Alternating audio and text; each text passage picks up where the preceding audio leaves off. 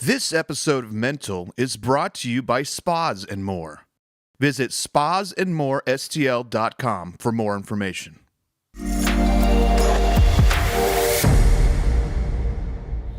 Welcome back to another edition of Mental. My guest today is my good friend Nikko Smith. What's up? How's it going, man? Going great. Thank you for spending some time with us today. I wanted to bring you in because I feel like you have a very interesting backstory that at least I don't know all of. And sometimes there's a little gap in what happened between a certain time period in your life when you started in music, and now you're back on the scene in a big way. And I just wanted to bring you in to maybe help fill in some of those blanks for me and those who are listening and watching at home. For sure, yeah. No, thanks for having me. It's a lot of history, so we might have to do a part one and a part two. Yeah. But we'll try to condense everything for now.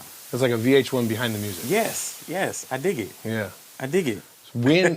Were you always a music? Let's kind of go fast forward the very back part. Did you always have aspirations in music? No. How early did that start? So it wasn't necessarily like music, but it was entertainment. Oh, so, just in general. Yeah. So like, it wasn't podcasts back then, but like I'd be 7 years old, like filming my own Soul Train awards. So I'd be filming it, and then I'd set it up, and then I'd go dance and put music on, and then I'd come back and be the host, and then So I was always in entertainment, but you made your own Soul Train line. Yeah, I did. Yeah. I used to shoot my own movies. Okay. At home with my brother, my sister, my cousins as the actors, and like we used to shoot like, fight scenes. My fight scenes were like 30 minutes long. It was I was a young genius, is what I like to call myself now. So we're talking VHS. Oh yeah. Right, because I think we're about the same age. Right. Yeah. I'm 83. I'm 73. So you a little bit older than me. But well, you look fantastic. Thank you. So entertainment from an early age. Yeah. I'll tell you kind of how and why my inspiration came from, and then maybe that's more relatable for the question. My grandfather was my best friend growing up, and just thought the world of him. And sometimes my grandmother would go to sleep early, and by early I mean whatever age I was, so like 9 o'clock, and I would stay up and watch Johnny Carson with him. Yeah. And he was a very stoic man. Like he didn't laugh very much, didn't hug very often, didn't say I love you. Very stoic dude. We could tell he loved. He was an older. He was born in the 30s. And so watching Johnny Carson's show make him laugh made me want to find that connection early on. Yeah. And so I had aspirations of being in entertainment also, but it was almost always talk show host. Like I was never like I want to be Van Damme. I was like I want to be Johnny Carson. Right? Yeah, so it was like a strange thing to aspire to. It's like a kid wanting to grow up to be a coach. Yeah. Like I didn't want to be Jordan. I wanted to be, Phil. Yeah. And I understand it. So that kind of thing. So did you have, in the entertainment field, did you have someone you were looking at or watching, or where was this inspiration coming from, or just? Well, my mom sings. Okay. So with her singing all the time, like it was kind of, I looked at that, but also like when I was young, I was a super martial arts like fanatic. So Bruce Lee, of course. Yeah. So I used to watch like Enter the Dragon, Return of the Dragon, The Chinese Connection, like every Bruce Lee movie. And I used to order I don't know if you remember, like they used to have, when people used to go out and buy magazines, they had Kung Fu magazine. Yeah, okay. So I used to go out and get the magazine, and you could order like the Kung Fu outfits with the ninja slippers. Okay. Like, so I used to get all of that stuff. And I was really into martial arts. So when I turned maybe 10, 11, maybe before that, my mom got me a karate teacher. His name is Ernest Hart Jr., I think 5-time world kickboxing champion, like all these accolades. Yeah. A bad man. He was you know a what I'm saying? Like, he real deal. He was a bad mother. Don't you say that. Exactly. So I trained with him for a long time. I started doing competitions, and kickboxing competitions, and all that stuff. So I did that for years, and then a little bit later, my mom put me into this dance school, which was called Ray Park's Academy of Dance. Okay. I didn't want to go, but and this will be a theme throughout this whole conversation. My mom pushing me to do something that I didn't want to do, and then later on, it was one of the best things. Enjoyed it, or whatever. Yeah. So I didn't want to do it.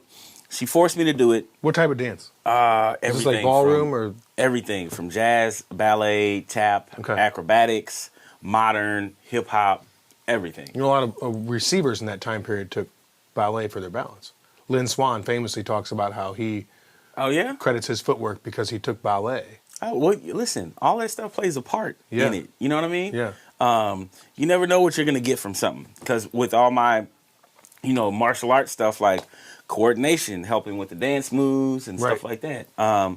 So when she put me in dance, I still wasn't thinking about singing at all. It was just entertainment still. So, we'd do competitions. We'd go to Kansas City or Chicago, and most of our songs at the time that we'd perform to, doesn't matter whether it was jazz, tap, ballet, acro, it was either Michael Jackson, MC Hammer, or Janet Jackson. Okay. And those are the records that we performed to, like, all the competitions.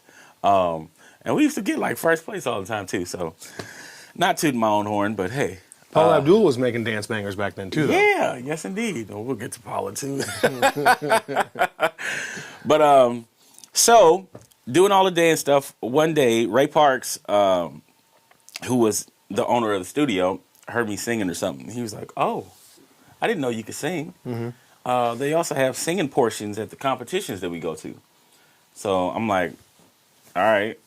And my mom's like, oh, yeah, he'll do it. He'll do it. I'm like, Mom, again, forcing me to do stuff? Right. So I was trying to figure out what song I wanted to do. And they were giving me all these songs like, singing in the rain, I'm singing in the rain, what a glorious feel. And it just wasn't. Because it had a dance component to it? Yeah, because, the movie, like, he's kicking up rain and with the umbrella and dancing. It's a show tune almost, kind of a deal. Yeah. Which is not my thing. Forte. Yeah. It's not my thing. Like, I was never a theater kid. But. So my mom was like, well, what song do you want to sing? And I was a really big fan of Michael Jackson and Jackson 5. So there's a song called Ben. Yeah, about his rat. Yes. So the Trinity of Mikes was like my heroes growing up. Oh, okay, cool. Which was Jackson, Tyson, and Jordan. Yeah. No. And like when he passed, I bought like a DVD box set.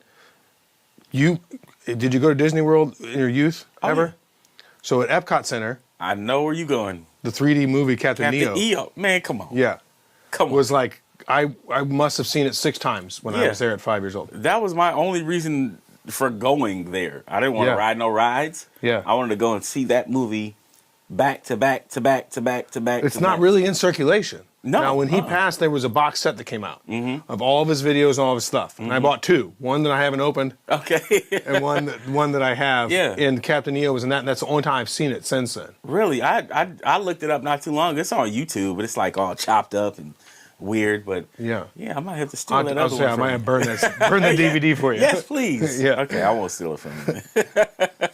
But so yeah, it was I was sing Ben, so I dressed up in the whole Michael Jackson, gear with the 70s looking shirt and the vest and the fringe on the vest, and I had a little crate with a fake rat in it.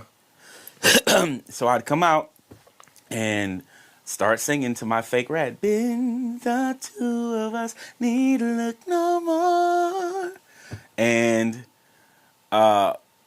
rewind a little bit. Yeah. So right before I'm about to go out and sing for the first time, and before this I'd only sang maybe in church, like with the choir, but I'm backstage. My mom's sitting there. She's like, "Are you ready?" I'm like, "Mom, I can't find my note." Ben, Ben, Ben, Ben, man, like I'm panicking.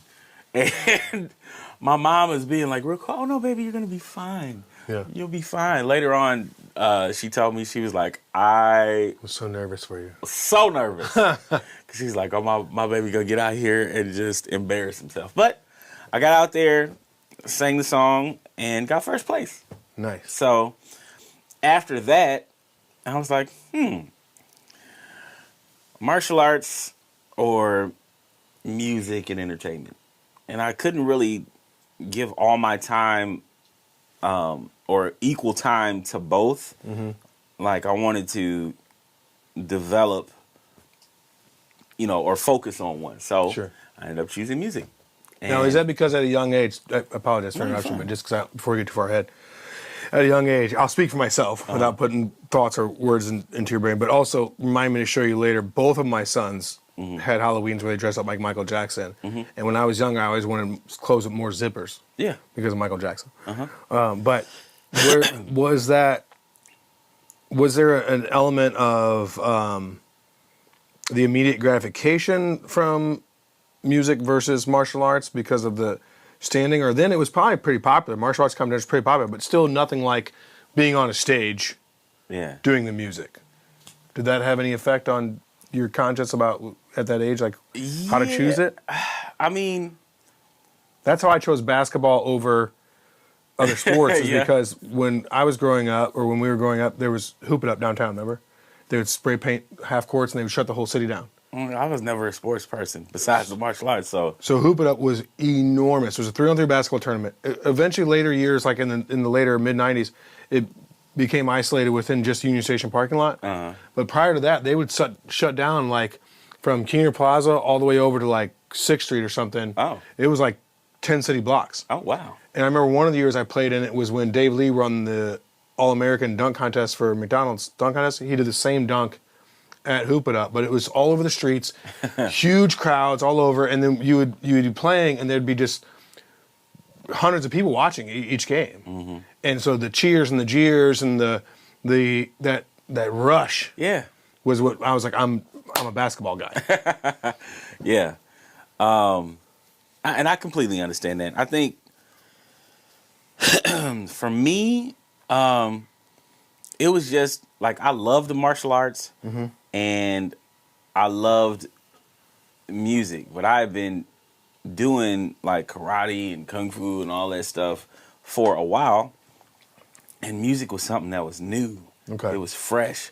I know I hear a lot of people talk about music and like, oh, why did you become a singer? And like, why'd you stop doing this and started singing? And a lot of people like, because the girls, like, I mean, that was a part of it, of course, but I just started doing it because I fell in love with it.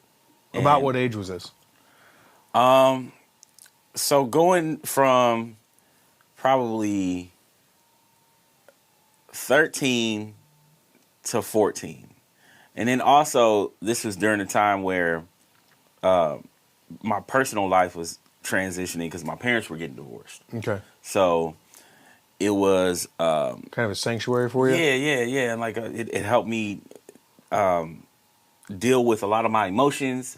Because music, like people, when you think about music, I don't think people every day realize like how much music is involved in our everyday lives. Yeah. Right? So whether you're in the car and you're listening to the radio or you're watching a movie, like if you ever think about like watching a movie with no music, no score or anything, it will be a very different experience because the music, like the score behind like certain scenes gives you or tells you how to feel about it. Or it's expressive, gives you an emotional attachment. Yeah. So music in general is just a part of all of our lives. So when I was going through that period in time, it just helped me through, and also gave me like purpose.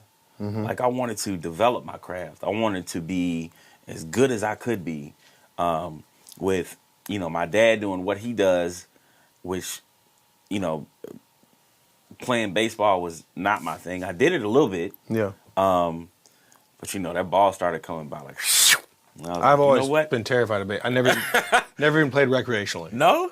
Like, not even in the neighborhood.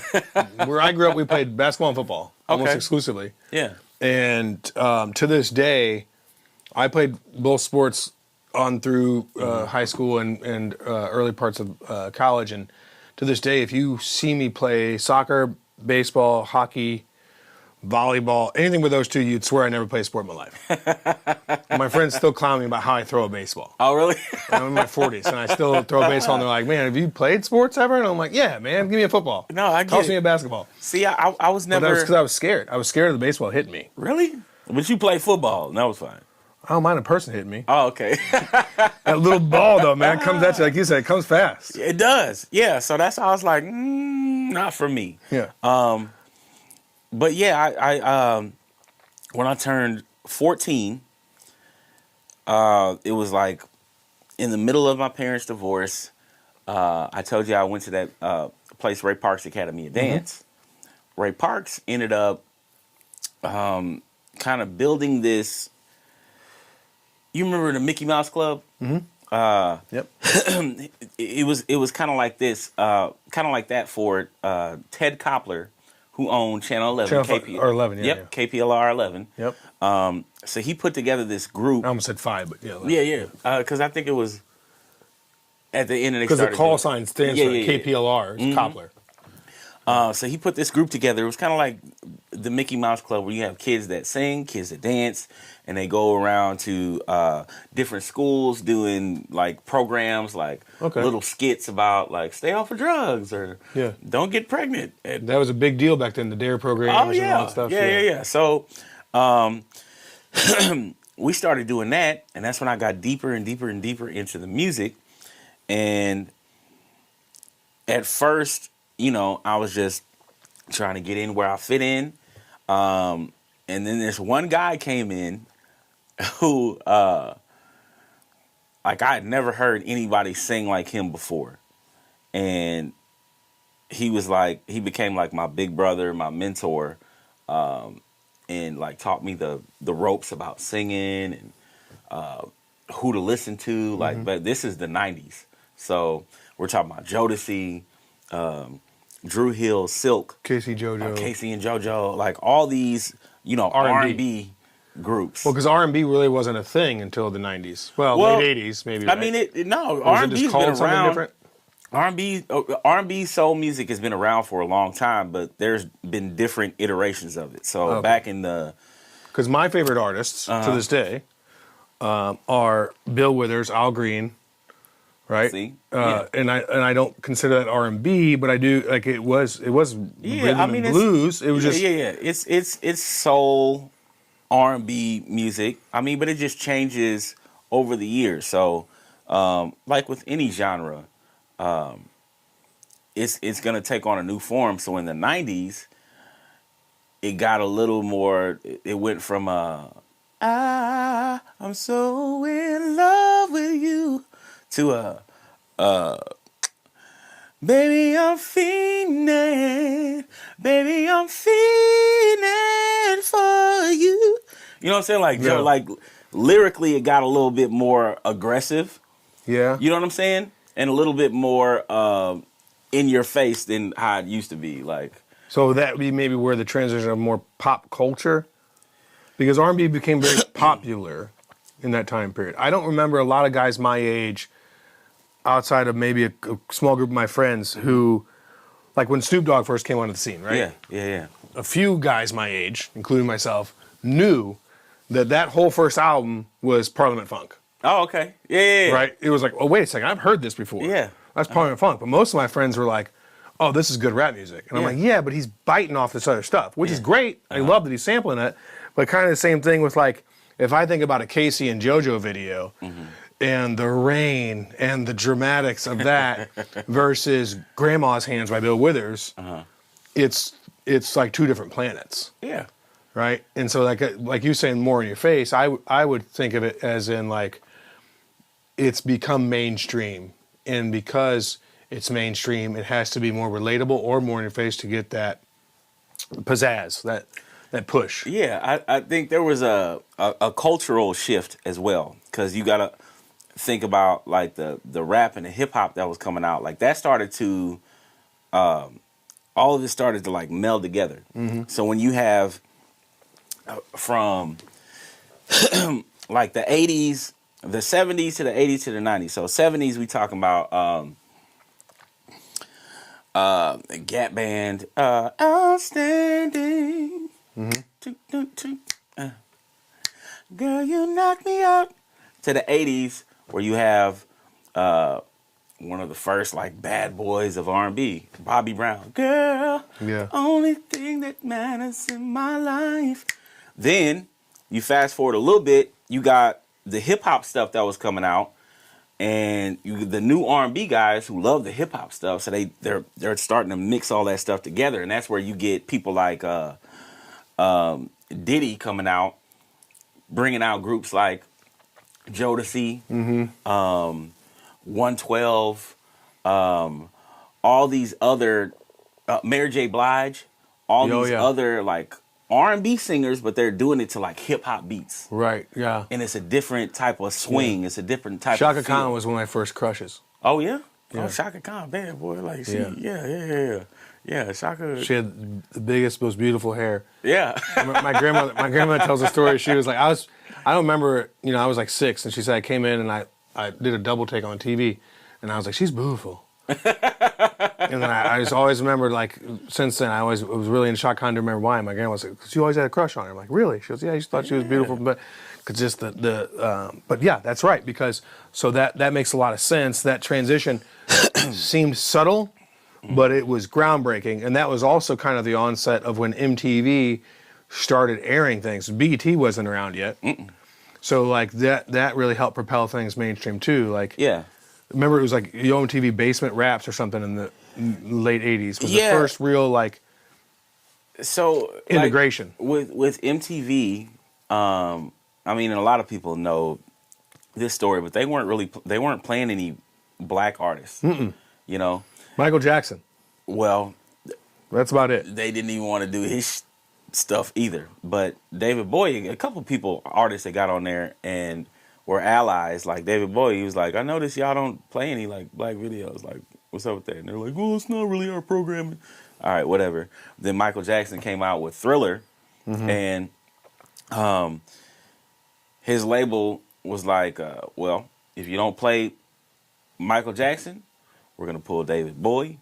We're going to pull so-and-so. We're going to pull so-and-so. We're going to pull so-and-so, and you won't have any videos to play. And they were like, oh, okay. So they had to be, forced into doing it. Yeah, twisted their arm. But once that did happen, like you were saying, like we did get Yo MTV Raps, a couple of different programs after that, like The Basement. Maybe that was BET.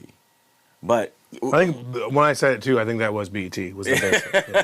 The Basement, yes. But Yo MTV Raps was MTV. So, but for example, like I was saying, in the 90s when hip hop infiltrated or started crossing over with R&B, you can even take it to nowadays where you can see hip hop crossing over into country music. Oh, that's a big, over the last 3 years, 5 years, that's big. I mean, Nelly did it a while ago. I mean, it's been like years in the making, but now it's more accepted. It's like, when I listen to, what's his name? Is it Jason Aldean? Jason Aldean, Jelly Roll. Roll. He's like, basically a crossover artist. Right? It's rap mixed Kid Rock was doing it here in the back in the day. Yeah, so it's like all this music eventually, one, comes full circle, comes back around to what it was. Yeah. So when you have, like you were talking about Snoop and listening to Snoop, and you're like, this Parliament Funkadelic, like it all circles back around because these kids that grew up listening to that, and now that they're adults making music, they're like, hey, I want to take something from that area and put it into what I'm doing. Yeah. So that's where I haven't heard anybody sample Coming to Miami from Will Smith, though, yet. It's coming, I'm sure. I'm sure it's coming. Arsenio Hall, though, too. That's something I didn't think about. Arsenio Hall was huge in that integration and breaking down those barriers for bringing just black artists of all genres really to the forefront. He was pretty much a leader in that. Yeah. We didn't have Living Color. Yeah, oh man, A Living Color. Like, we didn't have a lot of shows that really catered to a black audience that was done by black people. Yeah. You know what I'm saying? Like, So Not in the 80s, especially. yeah. We didn't have a lot of stuff like that. So when you had people like Arsenio Hall come on, and it was actually like showcasing black artists and our thoughts and our opinions on certain things and so on and so forth. Fun fact, my dad was on the Arsenio Hall show. I don't remember what year, but at the end, he brought me out. He was just to do a backflip, because this was after he had torn his rotator cuff and stuff. So he was like, "Come on, do a backflip." So I was on the Arsenio Hall show and got To do a backflip on his behalf? Yep. But man, all those shows and things were a big influence to me. So when I joined Team 11 and the guy started mentoring me, like, I was like, it's music from here on out. Music. So I used to watch Purple Rain and Moonwalker every day, all day. Yeah. Like all the time. So That was a sweet motorcycle. Man, It's right? like a purple Goldwing or something. I don't even know. It was a big like roadster style. It was like a sport bike, but it had all the accessories, big windshield. Yeah. Yeah. No, it was Prince- nice. Prince and Purple Rain and that whole those were the two people I was like, all right, that's the goal. Yeah. It's high. It's a high goal, but Prince and Michael Jackson, like, yeah. Moonwalker was dope. My buddy up the street had it on Laserdisc. Oh, I remember the Laserdisc. They was about Big old CDs. Yeah, they were like that big. LP size CDs, Yeah. basically. And he had it on Laserdisc, and we used to watch it religiously because he wow. had that and then Dino Riders. Remember the Dino cartoon, Dino Riders? Dino Riders. It was like dudes who would like, it was like basically dinosaurs, and these guys would travel back in time, and they had like mechanical like lasers and like pods. They would be riding dinosaurs, but they were like battling them. I'll have to go back and look at that on YouTube. It's dope. If you like Thundercats, Oh, yeah. you love Dino Riders. Okay. It's a little more intricate, in fact. Oh, really? Yeah. There was some good stuff back there, I but have to check it out. Laserdisc. So those are good aspirations to it. When you're saying this brought back a thing for me. Did you guys ever do like mall stuff? Yeah. So, Was there a time that I'm thinking about this right now, and I'm thinking about the backflips and the kids. I think I had a shirt that said Team 11. Now you're saying that, and there was a deal at, I want to say it was Chesterfield Mall, but it was different. It was much different than now. There was like a recessed area in the center of the mall where they later had a carousel right before they tore it down. It was like recessed, and there was these little toy houses, like 2 or 3 of them. Some big roofing company or mortgage company or something was putting this on. Your dad, I think, was there signing autographs on a table. And I had this oversized shirt that I had won there. And I can't remember if it was light blue or red, but it says Team 11 on it. And I got an autograph from him, and there was a performance from like 7 kids doing like a song and dance thing on like the steps. And I remember being there with my great aunt. And this had to be, probably 88, 80. Yeah, if it was in Something the like that. 80s, then it was way before Team 11. It was probably the Muni Kids or something like that. Oh, okay. Because, I was, in 88, I was still in my Bruce Lee Era? era. Yeah. Okay, because I remember I was 83, and I was probably about 6 or 7 when this happened, so it wouldn't have been before the 90s. Nah. Yeah, it wasn't until You were the still 90s. chopping blocks. Yeah, I was still, high kicking and doing the. Did you ever integrate any of that? Did you ever get any breakdance fighting? No, I didn't get into. I got some real fights. No breakdance fighting though. Never just threw down some cardboard and went to town? Nah. We're going to settle this like men. You remember that movie Breaking? Yeah. Oh man. Yeah, that was. They tried to make a second one. Breaking 2, Electric Boogaloo. Electric Boogaloo. Mm-hmm.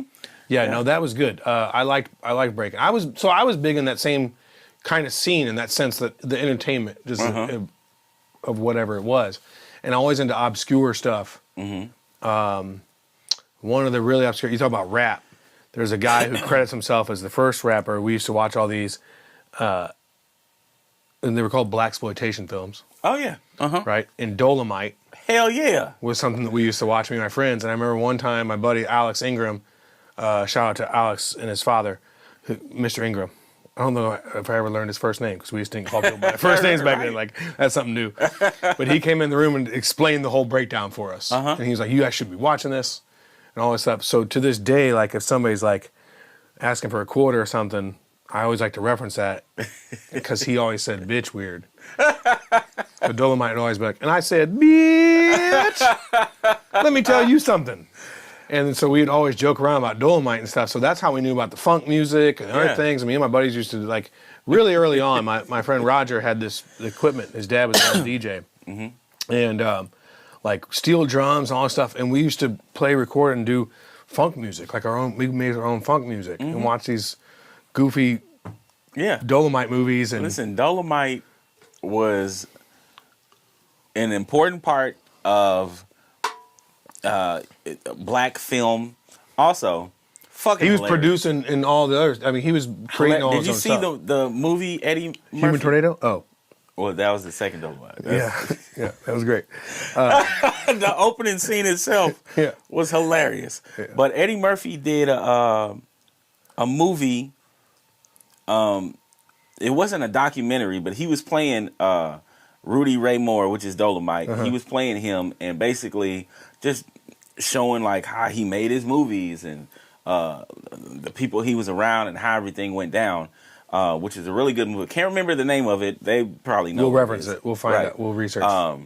But the first time I saw Dolomite, it was me, and I think you know my cousin Fred.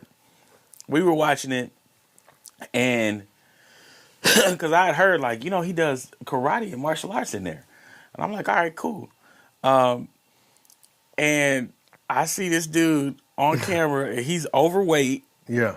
And he's talking about how he's this karate expert, and the cops pull up on him like, hey, we heard you got, you know, some drugs on you. Something. They open his trunk and there's drugs in there. And he goes, that shit ain't mine. And they're like, all right, we're going to have to take you to jail now. He said, you're going to have to take me. And like does his halfway like side kick. Like he doesn't even get his leg above. Yeah, he was always like this. Yeah. Or when he chopped, he would come down. Yeah, why are you chopping? Who chops in a real fight? Yeah. Like, if you ever been in a fight, you be like, ha! Yeah, I don't think that'll work. But yeah, no, Dolomite was hilarious. But I often thought that's where Pootie Tang came from. Listen, like all of that stuff, like Pootie Tang, you gotta watch. Have you seen Black Dynamite? Yeah. Oh my God. Yeah, of course. So watching, you know, a Dolomite back then, and then watching Black Dynamite, like, I was able to appreciate why and what it was and what they were poking fun of and what made those movies like so classic and important to the black community. But yeah, man, like all of that stuff was good times. But the music that came along with those movies, like the Superfly soundtrack. And that classic 70s R&B soul music type of sound was something that, for me, like to this day, like when I'm in a mood or I'm you know, riding around today, it's nice outside, you roll your windows down, and you want to put on some of that 70s like feel good, you know, groovy music. So like that's always played a big part in my upbringing and my life. So when I got to the Team 11 stuff, oh wait, I'm skipping stuff. See, so I told you that I was really into Michael Jackson and Prince. Yeah. So I think I was still in my martial arts phase, and this is might be one of the things that switched me over to being into music more. We were my dad was playing in New York. He was playing against the Yankees or something. And my mom and dad were like, we got a surprise for you. Get in the car, we're gonna go somewhere. I'm like, all right, where are we going? So we get in the car, we go over to Jersey. And I can't remember what the stadium there is. We go to Jersey on the marquee, Michael Jackson. I think it was the Bad Tour. Okay. And I'm like, oh, shit. We're getting to see Michael Jackson in concert? So my mind is blown already. So we get in there. We get to our seats. Like Eddie Murphy is there. Like all these celebrities and stuff. So the people with Michael's camp come out and like, hey, do you want to meet him? And I'm like, yeah. So they end up taking us backstage, and Michael's doing this meet and greet. He's got the bad outfit on with all the buckles. Yeah. So I'm standing there like, That's the white V-neck with the black. yes, with the black leather. yeah. With all pants, the black yeah, jacket. with all the buckles I and know the everything one. on it, and he's moving. That was his Soul Glow era. Yes. Yeah. He's moving, and it's like you watch them old cowboy movies where they got spurs on, and you hear clink, clink, like his whole. Anytime he moves, it's like shink, shink. Yeah. I'm like, man, this is crazy. And he's like, hey, how you doing? I'm so glad you came to the concert. Blah blah blah. Blah. Super cool. So we take a picture. I'll go back to the seats. At that point, I'm like, I can Bucket list. Yeah, I'm good. Then one of his people comes back out and she's like, hey, so there's a time during his set, Michael brings up some kids to dance on stage with him. Would you want to dance on stage with him? And I'm like, yeah. So the time comes. I can't remember. Cell phone videos. Did you get any? You have anything? No, this was Of like this? Just the 90, like 89 or 90. Like it was So still. unless you're carrying this around. Yeah. Dang. Yeah. Or that the Kodak camera, you got to. Yeah. Yeah, so no video, nothing. But can't remember what song it was. It was like 12 kids. We're all in the back dancing. He comes back to the back. He pulls me up to the front. Man, when I tell you, I said, all right, this is my stage now. I'm doing all the Michael moves. Oh, I'm sorry, I mean, hit pow, pow, pow. The crotch move. I'm moonwalking. I'm doing all of this. Yeah. And song is over. I walk back to the seats. My mom was like, you did so good. You didn't even notice Michael was trying to get you to dance like the same dance that he was doing. I was like, what dance? Like the shoulder thing he used to do? Right. He was trying to get me to do that. Yeah. I'm too focused on Just doing my own were. thing. So, got to meet Michael Jackson and dance on stage. Man, it's amazing. Yeah. There's like 3 people that are famous that I would want to meet, and 2 of them are dead. Michael Jackson's one of them. Who else? Jackson, Jordan. Those are the main 2. Okay. And then the other person that I would have loved to meet, but was just Bill Withers. Oh, so you are a big Bill Withers fan, huh? Well, his music always resonated with me, and my grandmother was like a neighborhood grandmother. Uh-huh. So that's why I especially like Grandma's Hands. But like, there was something about like, there's a couple times in my life when I can remember hearing an artist for the first time. And actually really the only country one too is like Garth Brooks, which I got to meet him at the Puck Cancer thing. Oh, really? Real gracious dude, real nice guy. Oh, cool. But I had his cassette tape that I didn't purchase for myself, but it was No Fences. It had Thunder Rolls and Friends in Low Places. And that song resonated. It was cool. It was neat. Like it was one of those songs where I remember like the first time I was like, ooh, I kind of like this first time. But Bill Withers, like the first time I heard Ain't No Sunshine, I was just like, whew. And I was too young to be moved in a certain way, but I was moved in a way that it touched me. Like, it was just like, whoa. And Michael Jackson was that other person. Ben being one of all Michael Jackson's jams that I like the best are really his ballads. Yeah. Like, and then my oldest son's favorite song was They Don't Care About Us. Oh, yeah. But like growing up, like PYT, oh man, everything he did with Paul McCartney, like I always just sing The Girl Is Mine. Yeah. Like, Girl is mine. oh no, Michael, she's mine. Yeah. Like that video, just certain people like really moved my soul with stuff. Yeah. And like they could do no wrong kind of a deal. Probably like the same way that some people feel about like how when they ask people about like, why do you like Donald Trump? And they're like, because he could do no wrong. Like whatever, like that same emotion is what I have towards those people.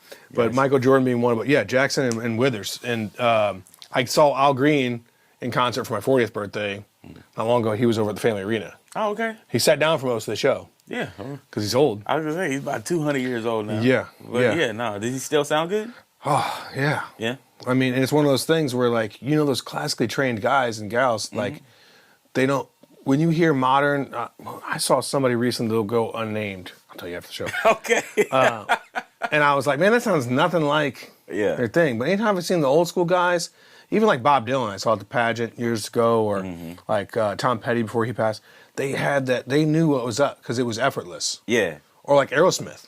Yeah. a voice like that. And I know he stopped touring since, but like he was well into his 60s when I saw him last. Mm-hmm. And it's just effortless because they have it's just a certain way they're trained to do their things. The same way that some of these old guys carry themselves. Like, your father's a good example. Garth Brooks is a good example.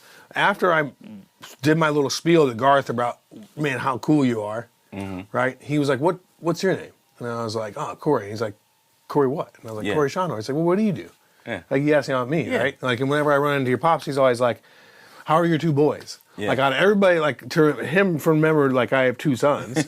But those old school dudes had a different vibe about them, right? They cared. They were a little more empathetic with stuff. Yeah, yeah. And so I think that's why my aspirations to meet those particular individuals, only one of which is living, was always so high. With a lot of those, I mean, they came from a different generation, right? So they have a different outlook on how you treat people and, you know, what a man should be and how you should, you know, look a man in his eye, shake his hand. Yeah, the respect level. Yeah, yeah. But your Jackson story gave me goosebumps. I was living vicariously through you for a second. I was like, and then what? Yeah, no. Tell me more. Yeah, and that was, again, like, attributed to, you know, like, my dad, like, he knew I was you know, super mega Michael Jackson fan. So, you know, that was one of the things that he did for me. And I still have that picture. So I'm sure you've seen it. I probably, But that was a surreal moment for me. So fast forwarding, you know, through the Team 11 stuff. And again, like I said, we just gonna have to be a 2-3 parter because it's a lot of stuff that goes on in between. But Team 11, we ended up, you know, doing all the kiddie stuff. But you know, I started getting older. I turned 18, so I was in the band. I was in that group for like 4 years. So at that point in time, I wanted to do like my own music. And but you're touring essentially with Team 11. It's maybe local. Yeah. But that's a different vibe than what you get at School of Rock nowadays, right? Like, right. So you're already kind of on a different platform. Right, which I didn't know was like preparing me for stuff that was going to happen later on. Because we would sing everything from country to rap to hip hop to whatever, classical, jazz, whatever. We'd sing all of that stuff. So a lot of those songs, It's basically like Kids Bop. Before Kids Bop existed. Yeah. Mickey Mouse Club, Kids Incorporated. So I was singing all of that stuff.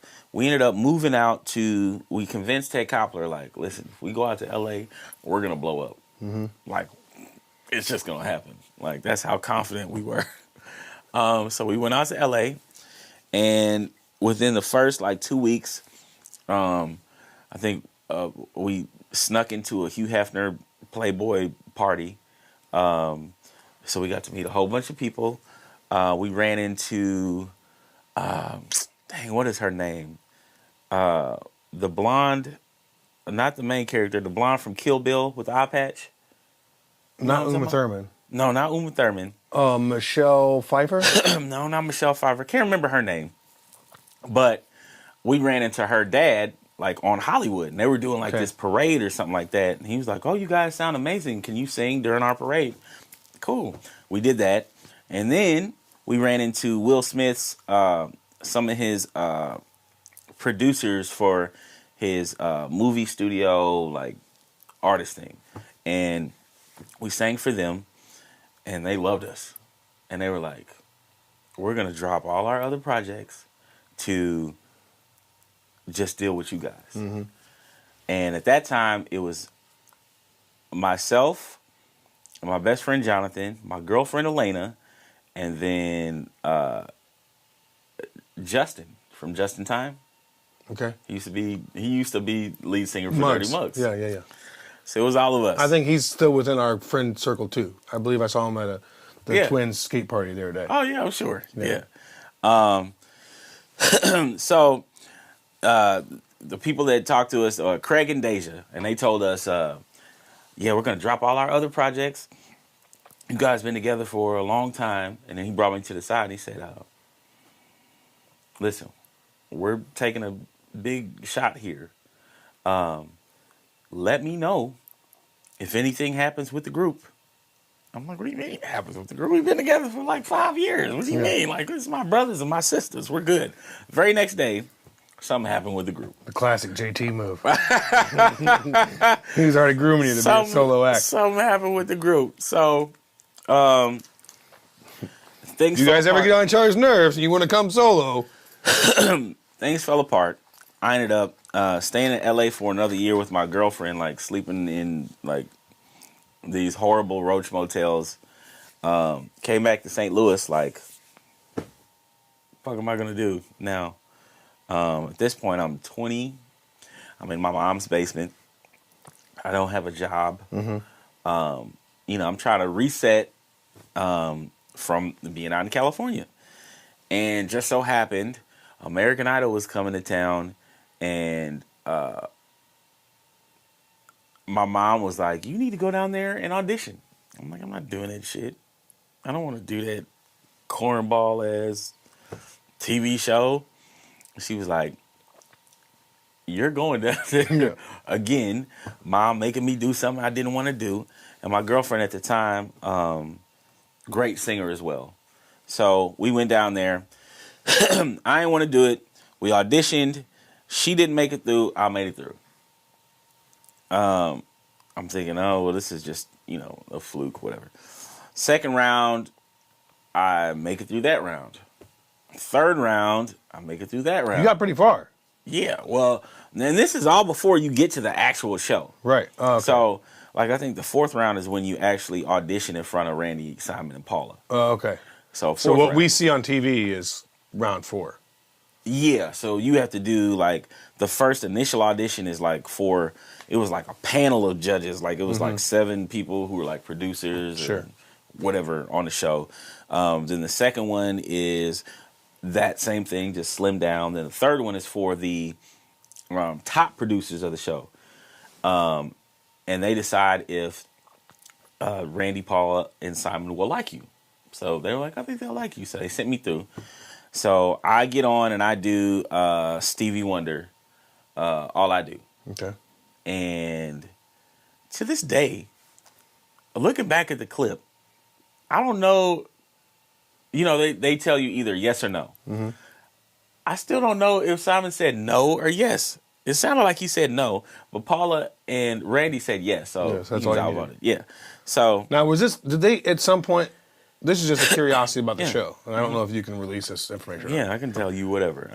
But what they're gonna do to me? But do they, or maybe they just started doing this? But did they ask like your backstory and your history and stuff? Because you know how now they have the whole tearjerker thing. Like, that's Is that an element of it? Was it an element 100%. Of it then too? So, what everybody has to realize, because like Daniel Chung, what was the dude? The she bang. What is his name? Something Hung, right? Daniel Hung. Is it? Wasn't it Daniel? Something like that. Something Hung. But he had a whole Christmas album. William Hung. Yes. He had a whole Christmas album and stuff. Yeah. That was right around that time period. That was 1 through 8 sometime in the first few seasons, right? Oh, yeah. I think that was like the second or something. But that's a perfect example of... How do those people get through? Because they got to have that element of... Oh, yeah. Whatever. So when you see these people on there that are horrible, they've been through all those rounds that I just told you we go through. Mm. But they're like... It's a good story or it's a good whatever. We can make fun of this person. Yeah. Especially back when that's kind of crappy when you think about it. It is, but I mean, it sells. It's TV. It sells. You know what I'm saying? I get it. As a marketing dude, you got to have that. Right. So it was one of those things. I was sitting there. It was people in there that were coming in there that like, were singing their faces off, like amazing. And I'm like, and then they were like, you sound good. You're not what we're looking for. Thank you. I'm like, what? Well, I have no chance. Yeah, okay. So that kind of threw me at first. But yeah, they asked about your backstory. Mm-hmm. They were very interested about, you know, my dad and all that stuff. Mm-hmm. And they were like, so, do you get along with your father? Is there any animosity there? No, they wanted. Oh, they definitely wanted it. Yeah. And I'm Does like, he hate that you're not playing baseball? Right. Yeah. And, you know, initially I'm like, what is going on? Like, why are you asking me all these questions?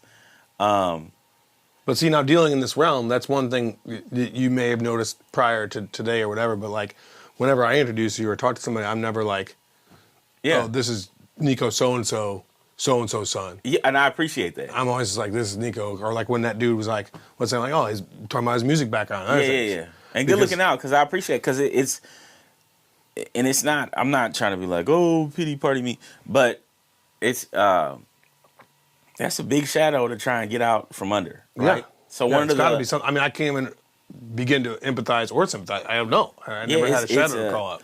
especially being in this city. But that was one of the things about being on Idol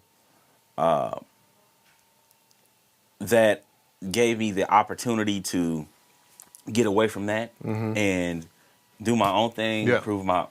Because they want to try and use it as some kind of leverage, though, right? Yeah, they want to, they wanted me crying on the second episode, like, oh, my parents divorced. And, you know what I mean? Like, that's what they want. Yeah. I was like, no, I'm here to sing. And that's it. So I think, honestly, that pissed Simon off a lot. That's why he was not happy with me, because I wouldn't give him that. But, yeah, so we get to Randy, Paul, and Simon. They say yes. We go to Hollywood. They're still asking me about my dad and if we have any issues. And Ryan's like, you got to show more personality. And I'm like, when you say personality, you mean you want me to spill my guts and tell you my deepest, darkest secret? I'm not doing that. Is this a singing competition or not? Like, I'm just here to sing. So it was a crazy experience, and going from not knowing what I'm going to do with my life and being in my mom's basement after this defeat that we had in California, and then being in front of 80 million people is a big switch. Yeah. But when it came to like what songs to sing, what to wear, I was in Team 11 before. So like I told you, we used to do everything from country to hip hop. You understood how to change with the genre. Yeah, and I knew what songs I sounded good on. Okay, yeah. And what songs would resonate with people. So the song choices that I picked, there were people on there that were way better singers than I was. But their song selection sucked. And I'm like, I think my first week, I did, was it Marvin Gaye? Oh no, it was another Stevie Wonder. It's Stevie Wonder, then I did some Marvin Gaye, and then I did Jackson 5, and then I did Tevin Campbell, and like, so song selection was, you know what I'm saying? Yeah, Tevin Campbell. Yeah. So it was very important. My whole goal was just to make it to the tour. I got cut twice off American Idol. So right before so they do the top 24. 12 guys, 12 girls. I made it all the way to the last cut when they were doing the top 12. And it came down between me and this guy named Scott Sable, who's my buddy. Shout out to Scott. Call him Scotty the Body. And he ended up making it through. So I got sent home. So I was like, that's fine. Like, I didn't expect to make it this far. I got sent home, came home. All my friends and stuff were here. We went out to, you remember the Vault? Yeah. We went to the Vault. We went to Ozzy's in Westport first. Yeah. And then we went to the Vault. And then we came back to Westport, I think, and just slamming tequila. Well, that was when like America's Pub and everything. Oh, was yes. Because they used to put on those Real World Road Rules tours. Oh yeah. And like that was a big draw. And I remember like standing next to some dude from Road Rules once, and it was like $3 you call it or something.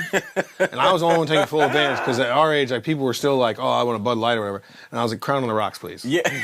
Because it was $3 you call it. So I'm gonna have $90 worth of liquor tonight. Yes, indeed. For $15.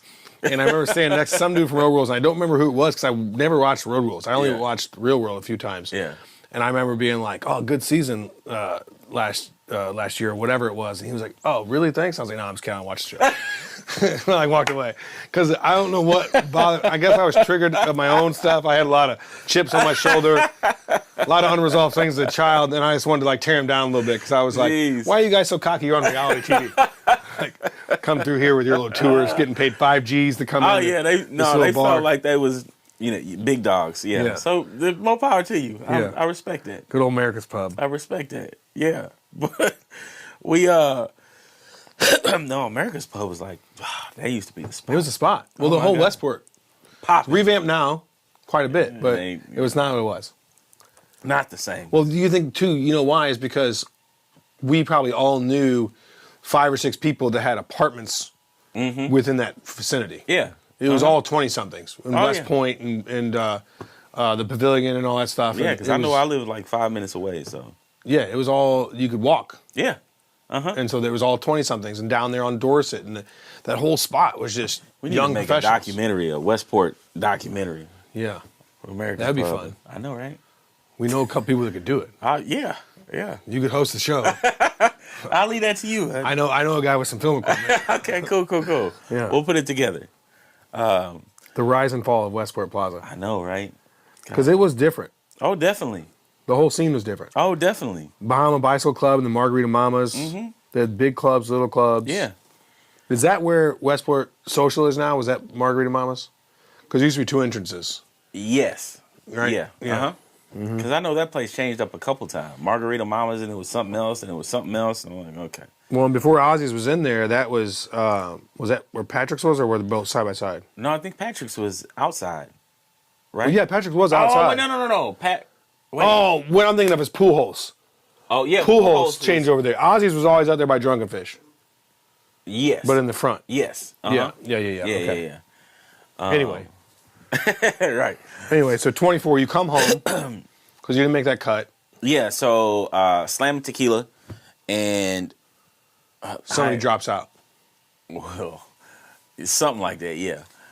So I get a phone call like 2 o'clock in the morning. I'm like, yeah, this is so and so from American Idol. I'm like, yeah, well, all right. And they're like, no, how would you feel about coming back? And I'm like, who is this? I thought it was one of the, homies playing. and stuff. Right. Like, no, this is producer so and so from American Idol. How would you feel about coming back? And I'm like, all right. And I'm still drunk, so I'm trying to process. I'm like, yeah, like a couple of days, like a week or something. They're like, no, Tomorrow. your flight leaves at 5 a.m. You need to get to the airport now. I'm like, shit. So I'm rushing to get my stuff together. I go to the airport, still drunk. Yeah, who's taking you to the airport? Because it wasn't Uber back then. Yeah, no, it was my girl at the time. Okay. And she was being super dramatic and crying and like, I knew it was gonna happen. And I'm like, whatever. She was drunk too. Yeah. But she takes me to the airport, fly to California. I get there. The producer picks me up. He's in a Mini Cooper. And I'm like, why are you? It's so small. And I reek. I smell like a distillery. Coming out of your pores, yeah. Man. Yeah. So he's like, you all right? I'm like, no. What's going on? He's like, I can't really tell you. We're just going to go to the hotel. And then we'll go to the studio where you'll have to rehearse because the show's tomorrow. Fuck. Okay. So we get to the hotel. I take a little bit of a nap. They still haven't told me, like, what's going on. Yeah. So I get, they're like, all right, let's go to the studio. So I go back to the studio where they're shooting everything, and I walk in the room. It's the top 12 or 11, because I'm 12 now. And I'm like, hey, guys, I'm back. And everybody's like, kind of like in a somber type of mood. And I'm like, do y'all not mess with me or what? Come to find out later on, right before they brought me in, the person who was leaving, which was Mario Vasquez, who was like Simon's favorite person, he had just told them that he was leaving due to family stuff. Now, you got to think, from audition to Hollywood to up to this point, these people have been together for 3 to 5 months. Oh. So you're building these relationships. Yeah, same with people. house kind of thing. But, Right. Yeah. So he leaves out this door. I come in this door. Like, and they do it like that on purpose. Yeah. Right? Build the drama. Yeah. So, I'm like, hey guys, what's up? Still drunk. And they're crying. And I'm like, damn, what, y'all miss me that much? Or so they asked me, what song do you want to sing? And I'm like, I don't know. Jackson 5, I Want You Back. So I picked that song. We do a rehearsal. and I'm still messed up. So we run it one time, and I'm like, yep, that's good. They're like, you don't want to run it anymore? I'm like, I need to go to sleep. Yeah. So I go to sleep, get up the next day, hungover. We do the show. They say, you're back, blah, blah, blah. And I remember doing a song on stage, feeling good, and then right at the end of the song, the song is like, now that I want you in his arms. I go, and this is live TV in front of 80 million people, whatever. Now that I want you in his arms. Like, cracked so bad. Yeah. It was horrible.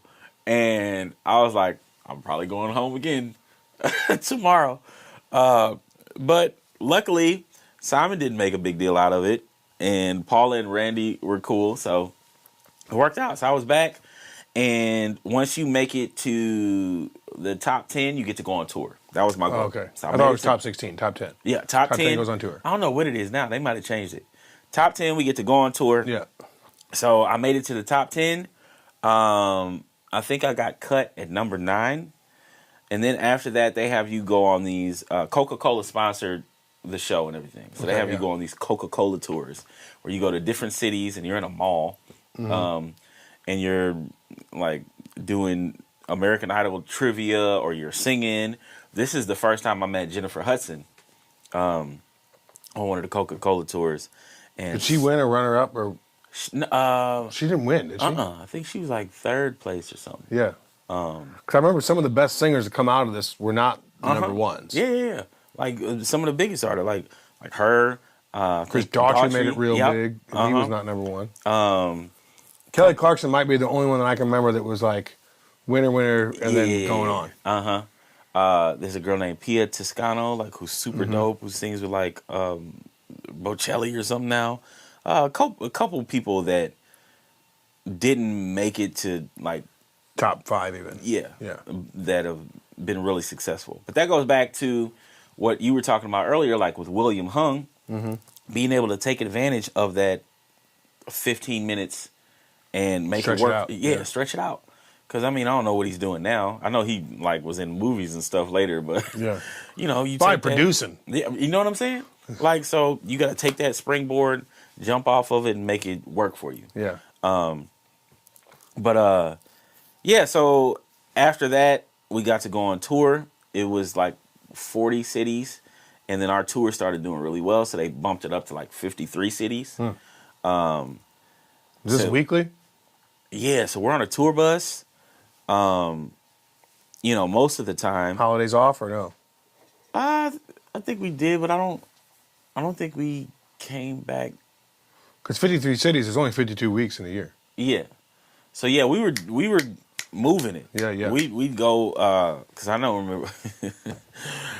I don't know how crazy I can get on here, but Bo Bice was I remember that. yeah, he was my buddy. He was it was him and Carrie Underwood for the top spot. Okay. Country dude from Alabama.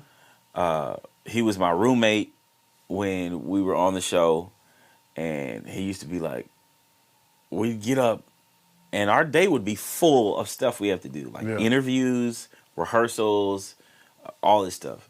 He'd get up and be like, hey, you want to wake and bake with me, brother? I'm like, no, we got shit to do today. Like, I'm not trying to be high on TV. So we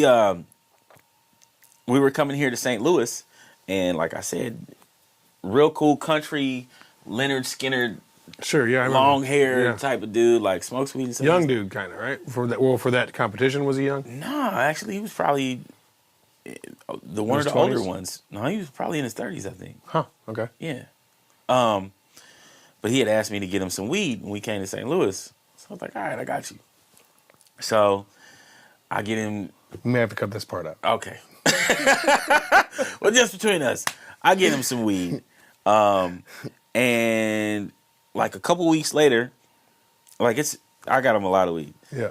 So a couple weeks later, he had a tough time on tour. Like, he broke his foot. He was Mike is high all the time. Yeah. So he rolled his foot, he broke it.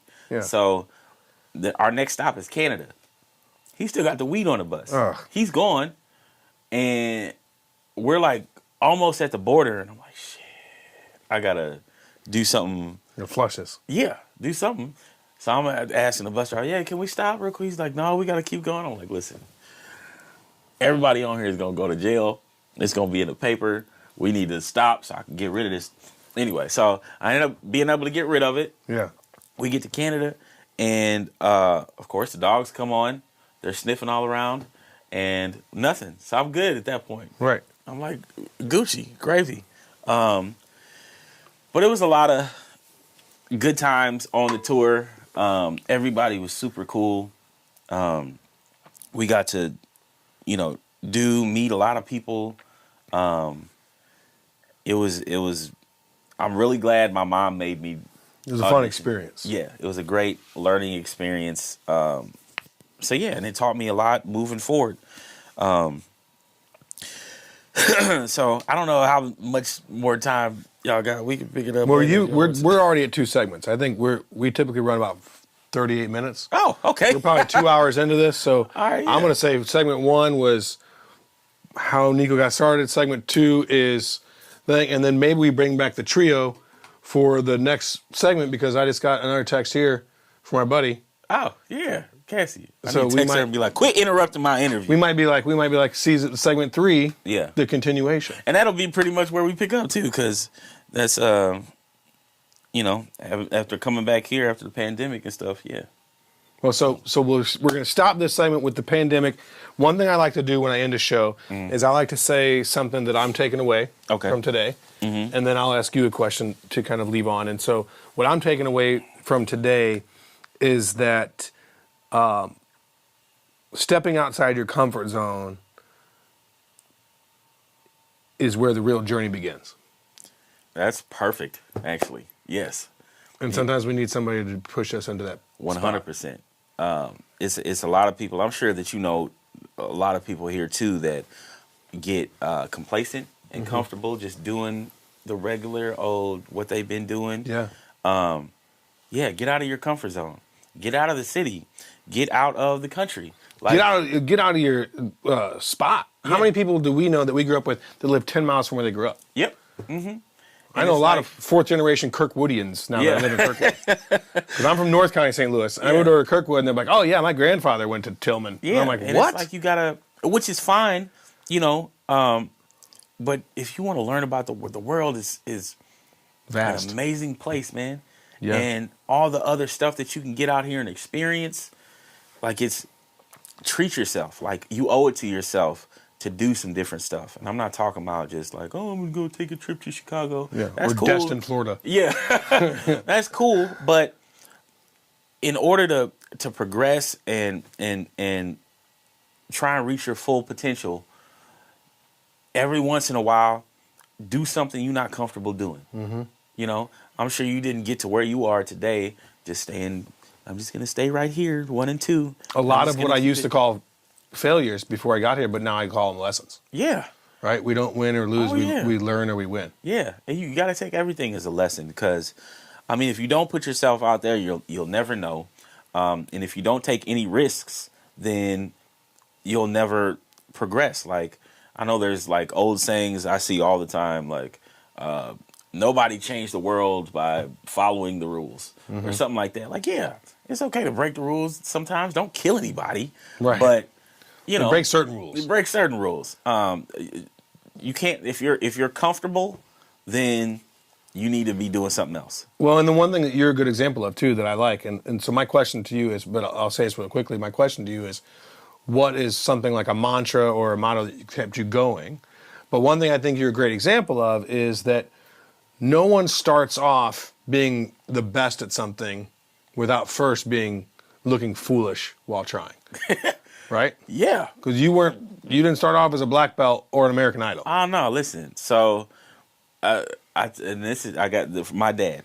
So, I told you when they were going through all of that stuff and the divorce, and I was listening to music, I'd be up in my room singing Jodeci and Drew Hill. A lot of that stuff is like very loud. Like, yeah. Yeah. So I'm up there You ever bleach your singing hair out? my heart out. Like I'm You ever up bleach there. the hair out? I did. Nice. We'll talk about that next time. That's why I don't have any now. I'm up there singing my heart out, and I hear a knock on my door. Boom, boom, boom, boom, boom, boom. And I turn my music down. I'm like, come in. It's my dad. He opens the door. He said, you okay? I said, yeah, why? He said, I thought you were up here dying. You up here screaming and yelling? I said, no, I'm fine. But it took like all that practice, like, because I probably didn't sound great at that point in time. Yeah. But all that practice, and that could have discouraged me and been like, oh, I sound crappy. No, it pushed me to keep going. So all of that time, that preparation got me to where I am today. So I don't know if I have a necessarily have a mantra, but yeah, just keep going. Keep going. And don't let anybody stop you, even when you don't feel like you're making enough progress or you're where you want to be. Keep going. Because once you break through that barrier, you're going to be proud of yourself and it's going to pay off. Excellent. All right. Thank you, my friend. No, thank you, man. Appreciate it.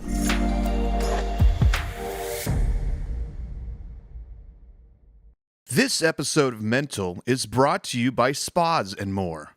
Visit spasandmorestl.com for more information.